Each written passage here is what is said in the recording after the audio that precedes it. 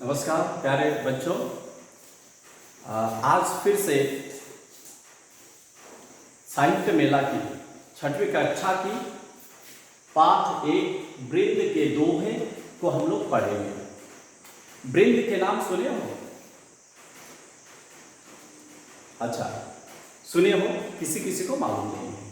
तो वृंद दोहा लेखन में बहुत ही महारत उनको था, तो उन्हीं वृंद के दोहे को हम लोग आज पढ़ेंगे और सीखेंगे। दोहा खास करके अगर मेरी बात कही जाए तो दोहा बहुत ही प्रेरणादायक होती है और बहुत ही छोटी पंक्तियों में बहुत बड़ा शिक्षा प्रदान करने वाली होती है। इसलिए मैं दोहों को बहुत अच्छी तरह से पढ़ता हूँ और उससे प्रेरणा भी लेता हूँ। खास करके कबीरदास जी का दोहा मैं बहुत अच्छी तरीका से पढ़ा हूँ, तो याद भी रहता है हमको। कबीरदास का बहुत सारे दोहे, तो उन दोहों में से हम आप लोगों को भी बताएंगे समय में। लेकिन आज ये वृंद के दोहे के विषय में हम लोग पढ़ेंगे। आप लोग ठीक देख लीजिएगा, आपकी पुस्तक की पाठ 1 वृंद के दोहे दिखाई दे रहा है? अच्छा, तो यहां से हम लोग पढ़ेंगे वृंद के दोहे।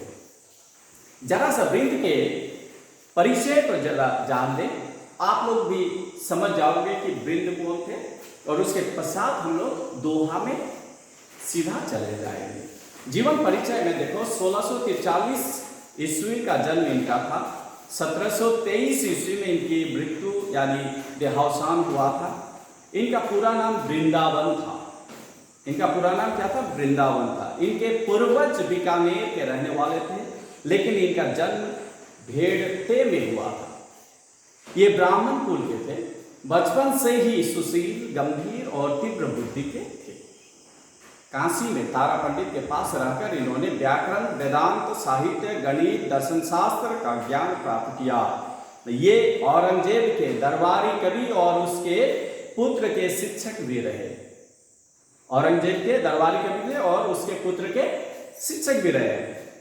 इनकी प्रमुख रचनाओं में 12मासा, नयन पचीसी, पवन पचीसी और यमक सतसई है। ये इनकी रचनाएं हैं। तो ये हमने संक्षिप्त रूप में वृंद के विषय में जान लिया। ठीक है, अब हम लोग चलते हैं वृंद के दोहों को अध्ययन करने की ओर। तो पहला दोहा है, नीकी पई फीकी लगे बिन अवसर की बात, जैसे वर्णत युद्ध में नहीं सिंगार सुहाग। ये प्रथम दोहा है। तो इस दोहा के माध्यम से वृंद यह कहना चाहते हैं कि नीकी पर फीकी लगे बिन अवसर की बात। जैसे हम लोग अगर बिना अवसर की, बिना प्रयोजन की बात करते हैं तो अच्छी बात तो है, ज्ञान मूलक तो है, लेकिन वो अर्थहीन है, व्यर्थ है, क्योंकि उसकी कोई अभी जरूरत नहीं है। इसीलिए वृंद कहते हैं कि नीकी पई फीकी लगे बिन अवसर की बात, जैसे वर्णत युद्ध में नहीं सिंगार सुहाग। जिस प्रकार से युद्ध में, जहां पर हम लोग युद्ध करते हैं, हम लोग देखे हैं, है ना, अतीत में युद्ध के विषय में पढ़े हैं। तो जब युद्ध करते हैं योद्धा, तो वहां पर क्या श्रृंगार की बात करना सुहाता है? कदाचित नहीं सुहाता है। वहां पे युद्ध का ही बात होनी चाहिए। ठीक उसी प्रकार से अवसर पड़ने पर ही ज्ञान का उपयोग करना चाहिए। बिना अवसर के हमें अपनी ज्ञान है बोल के जो सांदर्भिक न हो वैसी बातों को कदाचित नहीं करनी चाहिए। ठीक है, इस दोहा के माध्यम से वृंद ने यही संदेश देने की प्रयास किया है। अब चलो दूसरी दोहा को पढ़ते हैं। जाही ते कछु पाइए करिए ताकि आस, रीते सरवर पर गए कैसे बुझत प्यास। बहुत सुंदर लाइन है, देखो, 2 पंक्ति है, लेकिन ये 2 पंक्तियां क्या हमें देती है? जाही ते कछु पाइए, आपको वही जाने की सलाह दे रहे हैं वृंद जी जहां जाने से आपको कुछ प्राप्ति होने की आशा हो। जहां जाकर आपको कुछ मिलने की आशा हो, संभावना हो। जाहिते कछु पाइए करिए ताकि आस, और उसी की आशा भी करनी चाहिए जहां से हमें मिलेगा, है ना। मुझे मान लो किसी एक इंसान के पास जाने की जरूरत है, वहां जाने से अगर मुझे कुछ प्राप्त होती है तो मुझे वहां जाना चाहिए। लेकिन अगर वहां जाने के बावजूद भी अगर मुझे कुछ भी प्राप्त नहीं होता है तो वहां जाने की जरूरत नहीं है। ये वृंद कहते हैं रीते, जैसे कि रीते सरोवर पर गए कैसे बुझत प्यास। रीते मतलब खाली, सरोवर मतलब तालाब। अगर खाली सूखा तालाब में अगर आप लोग चले जाओगे, वहां जाके अगर प्यास बुझाने की ललक अगर रखोगे, लालसा रखोगे, तो आपकी प्यास बुझने वाली नहीं है। आपको प्यास बुझाने के लिए कहां जाना पड़ेगा? पानी वाला तालाब में जाना पड़ेगा, पानी वाला कुआं में जाना पड़ेगा, जहां से आपको जल की प्राप्ति हो और अपनी जो प्यास है उसको बुझा पाए। तो ये दूसरी दोहा है। अब आगे चलते हैं तीसरी दोहा की ओर। अपनी पहुंच विचारी कई कर तब करिए दौड़, तेते पाव पसारिए जेते लंबी सौर। यह वृंद कहते हैं कि अपनी पहुंच विचारी कई, अपना पहुंच को अच्छी तरह से, अपनी सामर्थ्य को अच्छी तरह से विचार करके ही अपना कर्तव्य कार्य करना चाहिए, अपना कार्य को करना चाहिए। उसी प्रकार से ठीक जैसे कि तेते पाव पसारिए जेते लंबी सौर, उतना ही अपना पांव को पसारिए, लंबा कीजिए, फैलाइए। जब सोएंगे आप तो क्या करते हैं, आपकी जो चादर होती है उस चादर के हिसाब से या आपकी रजाई के हिसाब से ही आप अपना पैर को फैलाते हैं या लंबा करते हैं। मान लीजिए आपका रजाई या चादर 5 फुट का हो, अगर आप 7 फुट के इंसान हैं तो आपका पैर पूरी तरह से, आपका शरीर उस चादर में या रजाई में आएगा नहीं, आपको ठंडी से नहीं बचा पाएगी, ठीक है ना। इसलिए यहाँ वृंद जी कहते हैं कि अपने जिस तरह से पहुंच को विचार के काम करना चाहिए, ठीक उसी तरह से जिस तरह से चादर को देखकर अपनी पांव को पसारने की जरूरत है। अब चौथा जो दोहा है ये मैं बताऊंगा।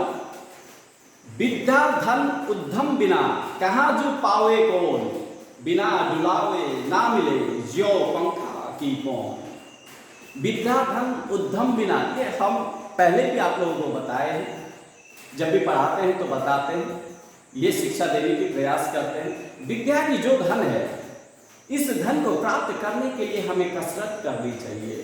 कसरत यानी कि मेहनत करनी पड़ती है। बिना मेहनत किए विद्या का धन हम अर्जन नहीं कर पाते हैं, हम इसको ले नहीं सकते हैं। अगर हम किताब खोल के नहीं पढ़ेंगे, अध्ययन नहीं करेंगे, तो विद्या की जो धन है उसकी प्राप्ति हमें नहीं होगी। दुनिया में कोई भी इंसान ऐसा नहीं है जिसने बहुत मेहनत ना की हो और ज्ञानी बन गया हो, ऐसा कोई नहीं है। जो भी ज्ञानी व्यक्ति है उसने बहुत ही मेहनत किया होगा, किताबें पढ़ी होगी, बहुत सारी चीज़ों को पढ़ा होगा, जाना होगा, तब ही जाके वह ज्ञानी बना होगा। तो यहाँ पर वृंद जी ने भी उसी चीज को बहुत सही ठहराते हुए अपनी दोहा को समाहित किया है कि विद्या धन उद्यम बिना कहाँ जो पावे कौन। विद्या का धन मेहनत के बिना कौन पा सकता है। जैसे बिन डुलाए ना मिले ज्यों पंखा की कौन। अगर आप देखते हो गर्मी के मौसम में अगर आपको ठंडा हवा चाहिए तो उसके लिए आपको पंखा क्या करनी होगी, डुलानी होगी, अर्थात हिलानी होगी इस तरह से।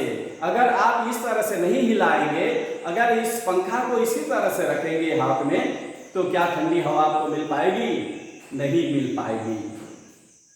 तो जिस तरह से ठंडी हवा पाने के लिए हमें पंखा को हिलाने की जरूरत है, उसी तरह से विद्या के धन को प्राप्त करने के लिए, उसको आर्जन करने के लिए हमें अध्ययन करने की जरूरत है, मेहनत करने की जरूरत है। समझ में आया सबको?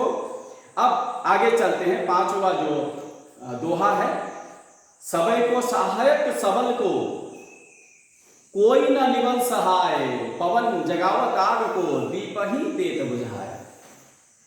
बहुत अच्छी सी दोहा है ये, हमारा जीवन को तो कम से कम बहुत अच्छी तरह से प्रभावित किया है, और मैं समझता हूँ कि हर एक इंसान की जीवन को ये दोहा प्रभावित करेगी या करती आ रही है।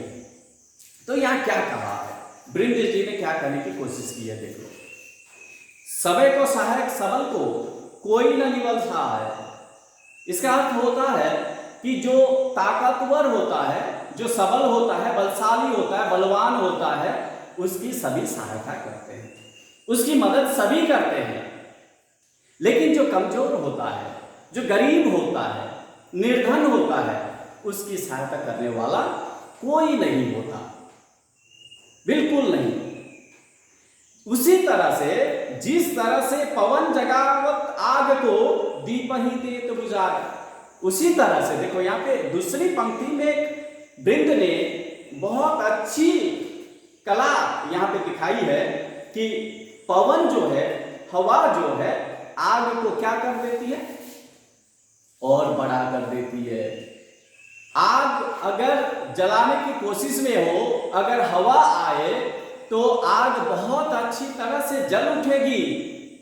लेकिन अगर दीप की बात करो तो दीप ही देत बुझाए, लेकिन वही हवा, छोटी सी दीप, क्योंकि वो कमजोर है, हवा आते ही क्या हो जाएगी, बुझ जाएगी, है ना।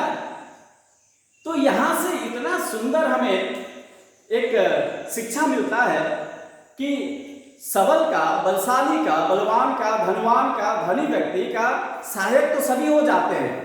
अगर तुम्हारे पास करोड़ रुपया पॉकेट में हो तो करोड़ों रुपया लोन में देने वाले या मदद करने वाले बहुत सारे मिल जाएंगे। लेकिन अपने जेब में 100 रुपया ना हो और तुम किसी से 100 रुपया मांग लो तो 100 रुपया देने वाला एक भी नहीं मिलेंगे।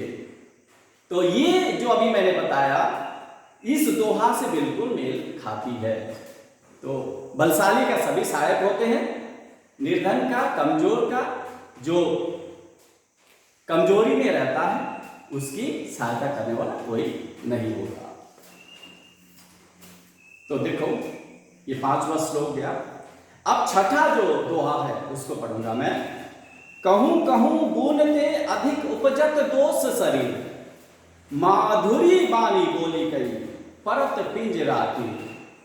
कभी कभार ऐसा होता है कि वृंद ने यहाँ पे इस दोहे के माध्यम से बताने की कोशिश की है कि कभी कभार ज्यादा गुण होने से भी उससे शरीर में दोष उत्पन्न हो जाता है।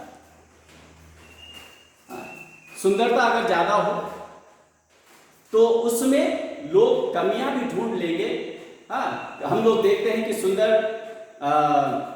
बेटियों की अपहरण की जाती है तो उसकी सुंदरता के कारण से, हालांकि नहीं होना चाहिए, है ना। तो यहां पर ये वृंद ने दोहा के माध्यम से जो बताने की कोशिश की है कि अधिक गुण होना भी, ज्यादा अच्छाई होना भी उसके लिए बुरा बन सकता है। ठीक उसी प्रकार जिस प्रकार से मधुरी बानी बोली गई, मधुर बानी बोलने के कारण परत पिंजरा की, कीर का मतलब होता है तोता, तोता की अपनी मधुर बानी होती है, उस मधुर बानी के कारण ही तोता क्या हो जाता है, पिंजरा में बढ़ जाता है। लोग उसको कैद करके रख देते हैं। कौवा को यानी कि काग को कोई भी कैद करके नहीं रखते हैं। क्यों? क्योंकि उसकी आवाज कर्कश होती है, उसमें गुण नहीं है, उसमें सौंदर्य नहीं है, सुंदरता नहीं है।